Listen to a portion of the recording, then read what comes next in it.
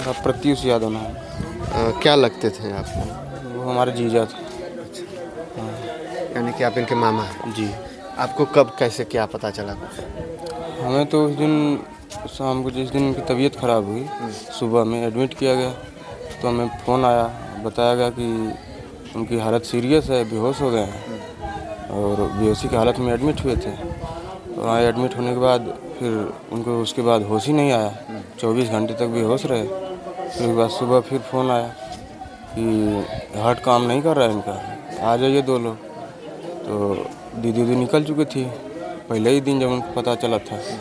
तो सुबह में वो लोग पहुंच गए, फिर वहाँ से वही सब हुआ। अब वो चले गए छोड़कर।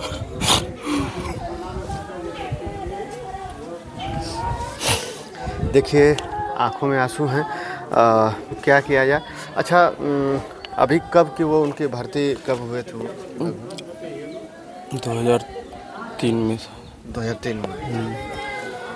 तब से देहरादून में ही ड्यूटी थी या फिर? नहीं, बदला बदली होती रहती थी, ट्रांसफ़र होता रहता था। थोड़ा दोस्त सही हो गए होते, लेकिन बोले कि हमें ड्यूटी जाना है। बोले बुखार हमें नहीं छू सकता है, हम लोगों को 1 घंटे के लिए बुखार आता है हम लोगों को, तो माने नहीं। आभास तो हो गया होगा, बताए होंगे आप लोगों को, तो मतलब पहले से आभास था, मतलब इस तरह से हरकत कुछ चेंज जैसा था? हाँ, हम लोगों को बताया ही नहीं गया ना, फ़ोन किए होते तो हम लोग ज़बरदस्ती एडमिट करवाए होते। वो थोड़ा ज़िद्दी थे, माने नहीं। हो गई घटना। अगर पता चलता, हमारे अभी 2-3 लोग और रिश्तेदारी में ऐसा हुआ था, तो हम लोग अगर थोड़ा भी भनक लगती तो हम लोग उनको ज़बरदस्ती रोक लेते। हाँ, लेकिन वो मेरी दीदी की बात माने नहीं, वो भी ज़बरदस्ती एक इंजेक्शन लगवाई थी वहाँ पे। वो डॉक्टर बोला एडमिट हो जाइए 2-3 दिन के लिए, सही हो जाएंगे, आपकी हालत ठीक नहीं है। लेकिन वो बोले नहीं, बुखार उखार हमें नहीं छूता है, हमें बुखार नहीं होगा, कुछ नहीं होगा।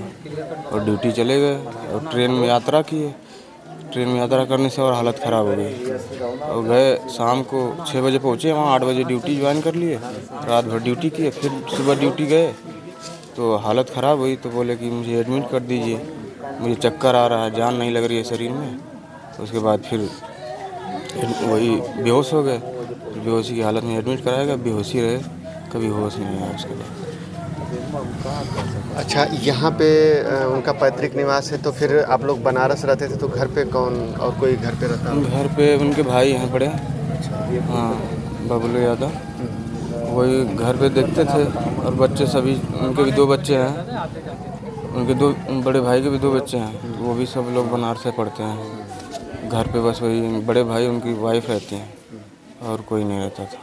कहाँ पे हैं वो? यहाँ पे हैं कि वो साथी में आ रहे हैं? अच्छा। गए हैं, देहरादून गए थे लेने के लिए। अच्छा, तो यहाँ के कौन हैं? आप यहीं के रहने वाले हैं?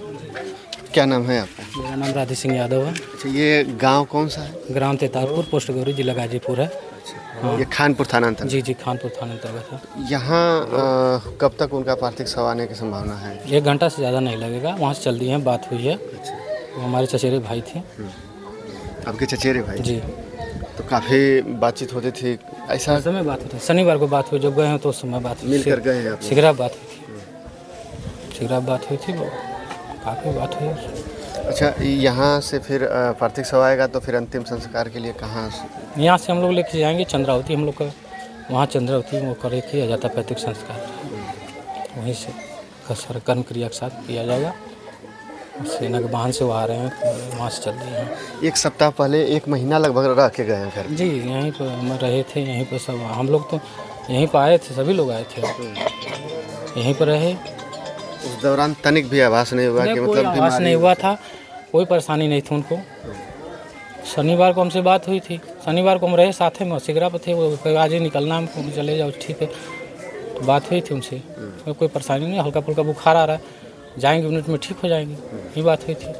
जाने के बाद हमसे बात हुई थी, हम बोले पहुंच गए? बोले हाँ पहुंच गया हूँ, तबीयत कुछ गड़बड़ है, तो बोले अभी दवा ववा ले लेंगे, ठीक हो जाएंगे। वहाँ गए, ड्यूटी किया, जैसे जो सुबह को होता है ना फालिंग वगैरह जो, उसमें गए हैं।